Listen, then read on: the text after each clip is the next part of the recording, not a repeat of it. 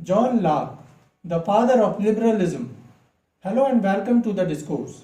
Today, we are diving into the life and ideas of one of history's most influential thinkers, John Locke, the father of liberalism. His revolutionary ideas on government, human rights, and knowledge have shaped modern democracy and inspired movements such as the American Revolution. So let's explore the mind of this brilliant philosopher. John Locke, a founding member of the Royal Society, is widely regarded as the father of liberalism for his profound contributions to political philosophy and empiricist thought. His ideas on governance, individual rights, and human understanding laid the foundation for modern democratic principles and influenced key historical movements, including the Scottish Enlightenment and the American Revolution. Locke was a contemporary of Thomas Hobbes, yet their views on human nature and government sharply differed. Hobbes argued that humans are inherently selfish and require an absolute monarchy to maintain order, as outlined in his work Leviathan. Life in the state of nature is solitary, poor, nasty, brutish, and short. In contrast, Locke believed that humans are rational and capable of self-governance. He rejected absolute monarchy, advocating instead for a limited government that respects individual freedoms. Additionally, Locke opposed Hobbes' rigid social contract theory, asserting that people have the collective right to overthrow a government that fails to protect their natural rights. No taxation without representation.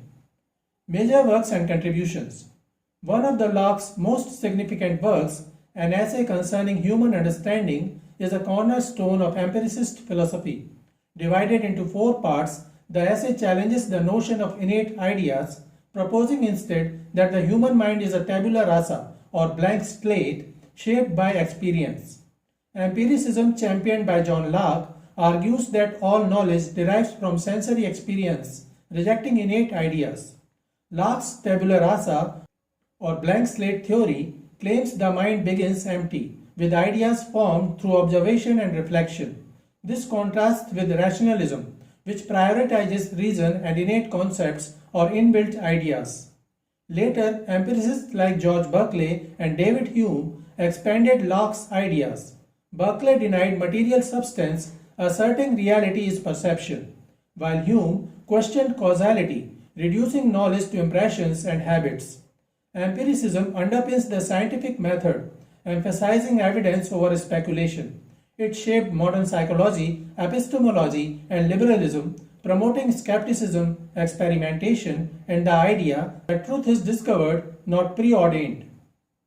An empiricist perspective on a child's developing taste preferences. A newborn enters the world as a tabula rasa, with no innate preferences for flavors. When the mother first introduces banana, the child experiences its natural sweetness, forming a positive association. Next, honey reinforces this preference for sweetness through repeated pleasurable exposure. However, when tasting salt for the first time, the child scrunches his face in dislike. Later, he may avoid granular white substances, associating them with the unpleasant salty taste, an empirical learning process. Similarly, lemon juice's sourness or bitter gourd's sharpness create distinct sensory impressions, teaching the child to accept or reject certain foods based on experience. This mirrors Locke's empiricism. No innate taste preferences, all likes, dislikes, develop from sensory input. Repeated exposure shapes habits. For example, aversion to bitterness. Association, white granules is salt, guides future behavior. Thus, the child's food preferences exemplify how knowledge, even of taste, is built entirely through experience. The second book explores simple and complex ideas. The third examines language, and the fourth discusses knowledge and its limits. Locke's 2 Treatises of Government stands as his most influential political work, systematically defending the principles of natural rights, limited government, and the revolutionary rights of citizens. The first treatise serves as a thorough refutation of the divine right of kings, dismantling the notion that monarchs derive absolute authority from God.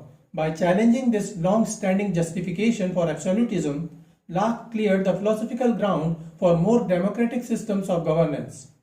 The second treatise presents Locke's foundational liberal political theory through three revolutionary concepts. First, his doctrine of natural rights asserts that all humans inherently possess rights to life, liberty, and property, not as privileges granted by rulers, but as fundamental entitlements of existence.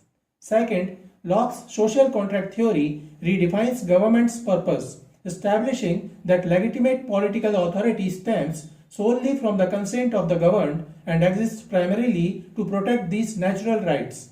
Third, and most radically, Locke articulated the right to revolution, arguing that when governments violate their trust by becoming tyrannical, the people retain the moral authority to overthrow them. These ideas proved explosively influential in political history, most notably inspiring the American Revolution of 1776. Thomas Jefferson directly incorporated Locke's philosophy into the US Declaration of Independence, adapting Locke's triad of natural rights into the famous phrase, life, liberty, and the pursuit of happiness. The second treatise's arguments about governmental legitimacy and resistance to tyranny provided intellectual justification for colonial rebellion and continue to underpin modern democratic thought. Legacy and influence. Locke's emphasis on individual liberty, limited government, and the right to revolution shaped modern liberal democracy. His ideas inspired Enlightenment thinkers and revolutionaries, cementing his legacy as the foundational philosopher of liberalism.